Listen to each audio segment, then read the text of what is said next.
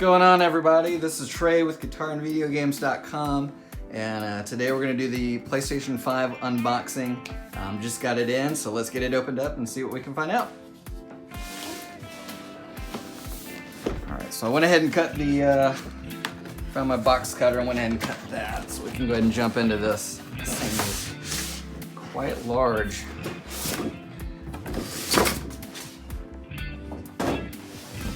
Alright.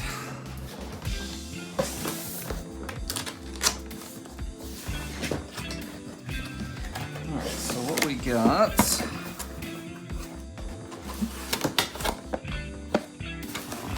Alright, let's go through the fun part first.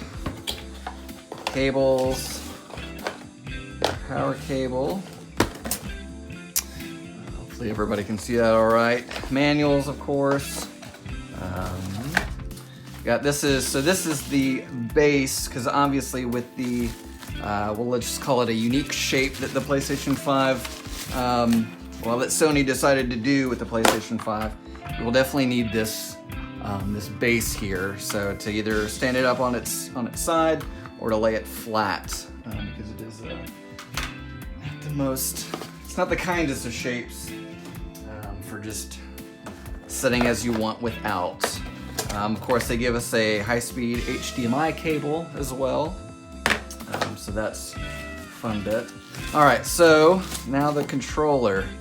So the controller feels really good. I always, you know, because I got big hands, I've always kind of had some issues with the DualShock controllers.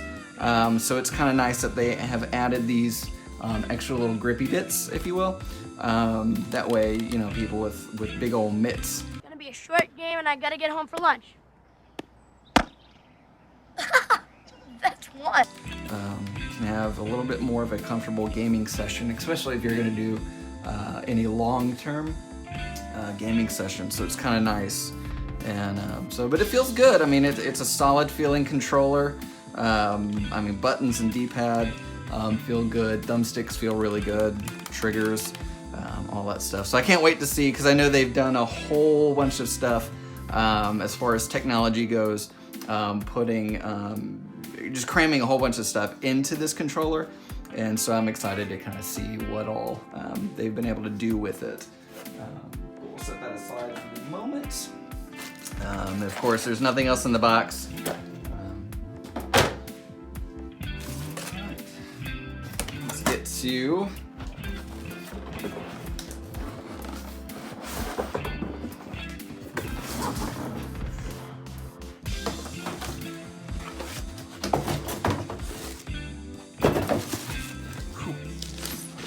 not gonna lie, this thing is heavy, and oh my gosh, that is a big girl.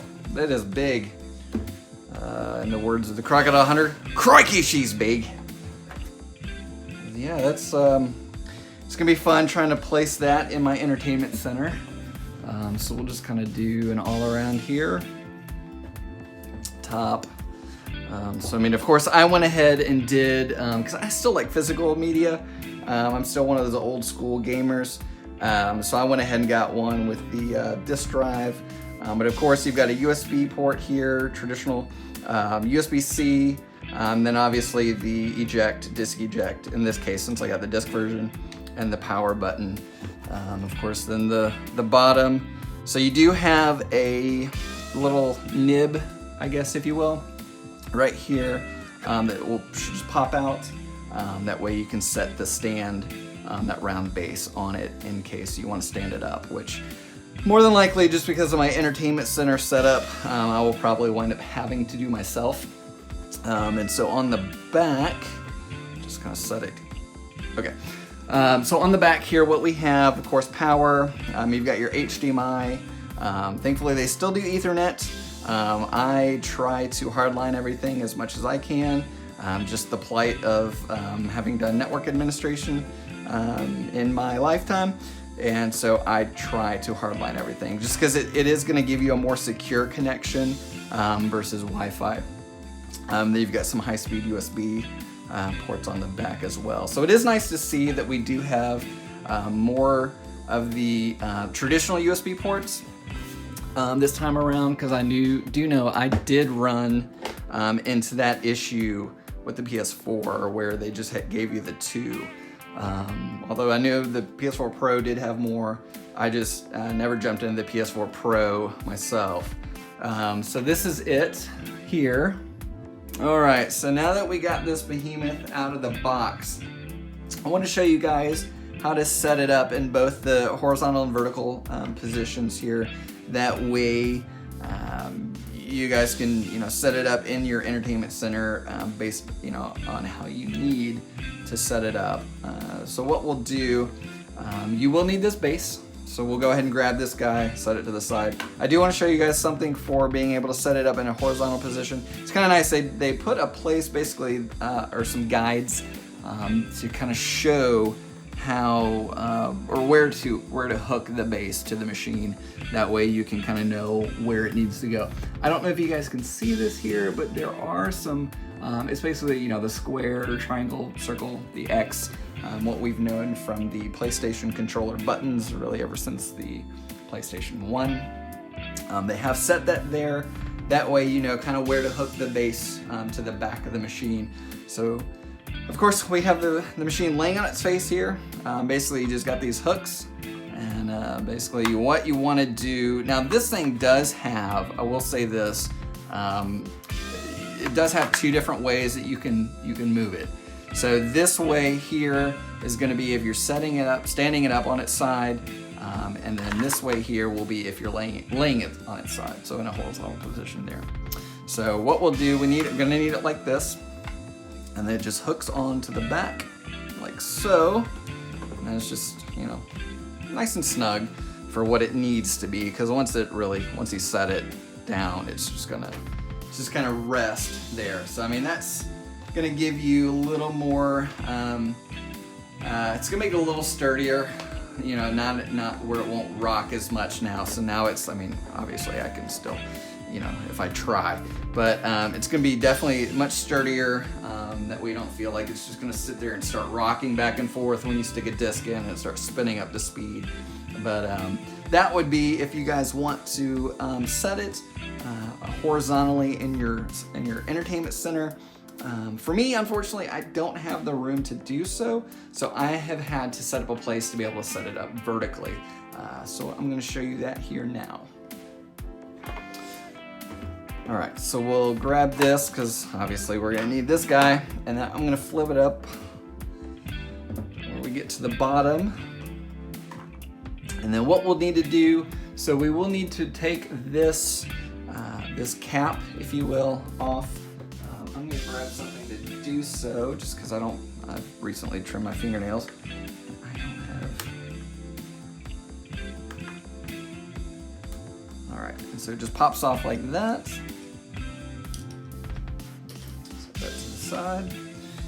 All right, and so again, having shown you guys how this thing spins, there actually is a little cubby here, and so if I spin it, just kind of opens up. And then they've got a place here actually for the cap so you don't lose it, which is really nice. Just kind of an extra thought that they went into designing this thing, I guess. So we will need this screw because the base is going to kind of screw into the bottom of the PlayStation 5. That way it doesn't topple. All right, so now that we've got it in this orientation here, what we're going to do is basically just set it like so. Of course, this is the front of the machine, this is the back, so you want this this extra little bit here that clips on the back of the machine. So hopefully we should be, yeah, looks like we are lined up with the hole there. I'm going to grab a flathead real quick.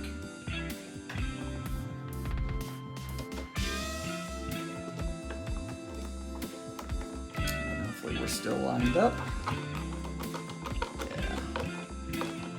Nice and snug there. All right, so that's it there. So what we need to do is then just set it like so. And there you go. A little dirty already. So that's setting it up in a vertical position there. That way, for those of you that do need to stand it up on its side, thankfully they've already given us a tray to be able to do so, or a stand. That is a big machine. I'm not gonna lie. Even with the stand, I mean, it sets a little bit off the desk here, and that's big. So what I am gonna do, I'm gonna do another video that just kind of goes into the initial setup, basically. Kind of goes through the user interface. They have made some tweaks on that, but I will do that in another video. So what I'm gonna do is we'll go ahead and call it here, and I'm gonna take it into the other room, set the machine up, kind of go through all of that. But if you like this video, be sure to subscribe, hit the like button, also hit the bell so that you're notified on any new videos coming out, all that good stuff. And I hope you guys have a wonderful day.